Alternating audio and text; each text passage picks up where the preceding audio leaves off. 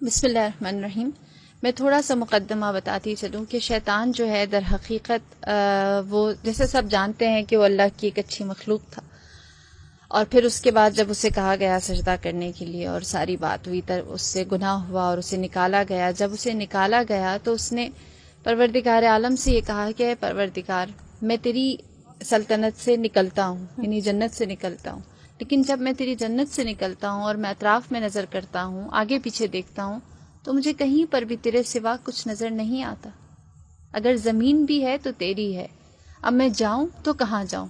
تو اس وقت اس نے سب سے پہلے مکان کا سوال کیا کہ میں رہوں گا کہاں پہ؟ تو کہا یہ گیا، جواب یہ آیا کہ جس جگہ پر بھی گناہ ہوگا وہ تیرا مکان ہوگا۔ تو اس نے کہا اچھا میرے لیے خوراک کیا ہوگی، میں کھاؤں گا کیا؟ تو جواب یہ آیا جو بھی غذا، جو بھی لقمہ بغیر بسم اللہ کے بنی آدم اپنے دہن میں ڈالیں گے وہ تیری خوراک ہوگی۔ لہٰذا بغیر بسم اللہ کی جتنی بھی خوراک ہمارے منہ میں جاتی ہے اس میں شیطان شریک ہوتا ہے۔ پھر اس کے بعد اس نے کہا اچھا اگر مجھے پیاس لگے تو میں کیا پیوں؟ تو کہا تیری لیے جو ہم نے مشروب رکھا ہے وہ شراب ہے۔ پھر اس نے سوال کیا اور کہا کہ تو نے انسان کے لیے کتاب اتاری ہے، مجھے بھی کوئی کتاب دے۔ ان کے لیے قرآن ہے، زبور ہے، انجیل ہے، تورات ہے۔ تو اس وقت کہا یہ گیا کہ تمہارے لیے جادو ٹونا کی کتاب ہے۔ پھر اس نے سوال کیا اور کہا کہ تو نے انسان کے لیے دعا کا راستہ رکھا ہے، وہ جو 4 سمتوں سے اس کے اختیار دیا گیا ہے، اور اللہ نے جو 2 سمتیں انسان کے لیے رکھی، ایک دعا اور دوسرا سجدہ ہے، صحیح۔ تو ان کو ہتھیار دیا ہے دعا کا اور سجدے کا، مجھے بھی ہتھیار چاہیے۔ تو اس وقت یہ جواب دیا گیا کہ تمہارے لیے سب سے زیادہ مضبوط ہتھیار عورت ہے، جس کے ذریعے تم انسان کو، بنی آدم کو، اولاد آدم کو گمراہ کر سکو گے۔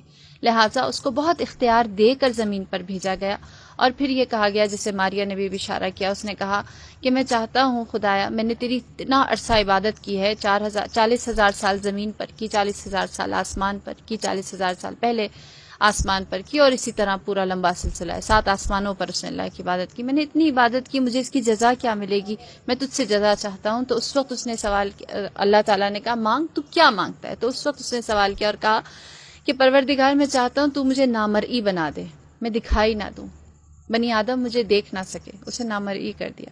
پھر اس نے کہا کہ مجھے اس بات کا اختیار دے کہ میں جو انسان کے ذہن میں خیالات خطور کرتے ہیں اس میں وسوسہ ڈال سکوں، لہٰذا اسے یہ اختیار بھی دے دیا گیا۔ پھر اس نے کہا کہ پروردگار مجھے یہ اختیار دے کہ میں انسان کے خون میں روان ہو جاؤں۔